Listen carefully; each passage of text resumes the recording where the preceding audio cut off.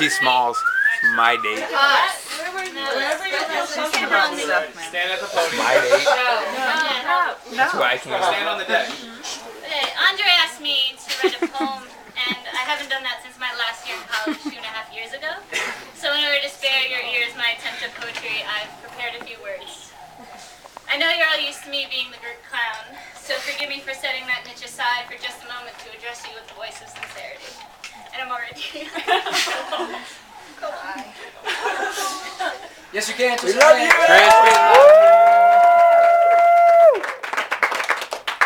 is this happening? Okay, obviously the next words are pretty ironic. It is admittedly difficult to sum up the past 2 years, even more so to speak for all of CHED 08. After all, we've all lived separate and unique lives these past 2 years. Some have lived in roundabouts, others slept under tin roofs. Some have lived in quaint rural villages, others difficult camp towns. These aspects, among others, have provided us, each and every one of us, with our own unique story, our own personal truth about our time here in Lesotho. That aside, there are certain aspects that are relevant to all of us and serve in holding us together as a group. There's a lot of cameras on me. Well, if it hasn't been, we remark tonight that it is by some miracle the 19 of us have made it this far. With COS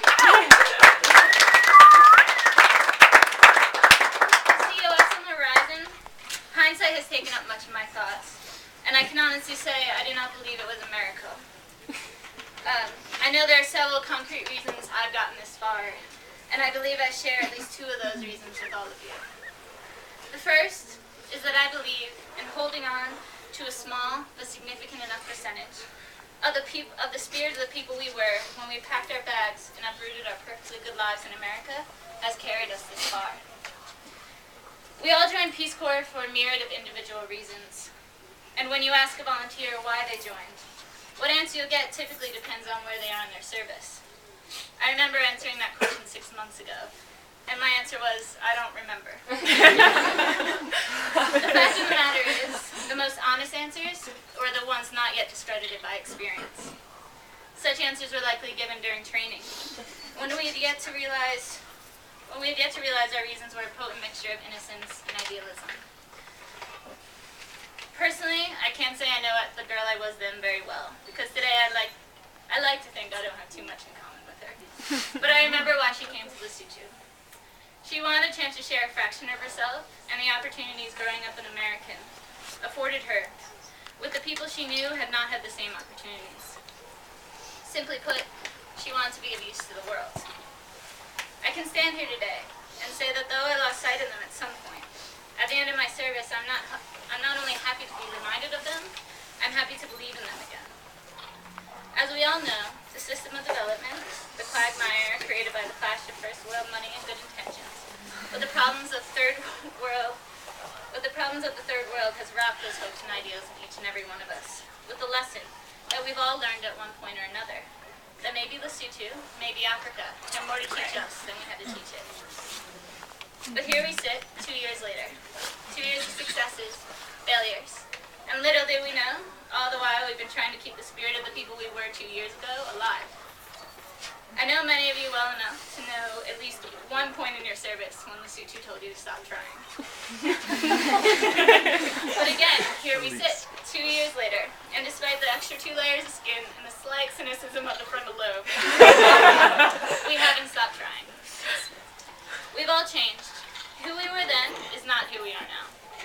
But I honestly believe that spirit that brought you here, that spirit that holds tightly to the selflessness of charity, the audacity of hope, and the optimistic nature of idealism has, despite us losing sight of it, remained unwavering. I believe that spirit is one of the reasons each and every one of us has made it this far, and will continue to go farther even after our R. My bad for the easy rhyme. I know there are volunteers in the audience who will continue their service after the last of CHED 08 has left. The only small wisdom I can share with you is to remember your intentions for coming here, and always remember that they weren't wrong, and the spirit of those intentions are not lost, though I know sometimes they feel that way. Instead, visit with them. They're there. and use the lessons Lesutio has to offer to direct them in such a way they can be used to fuel you and your work effectively.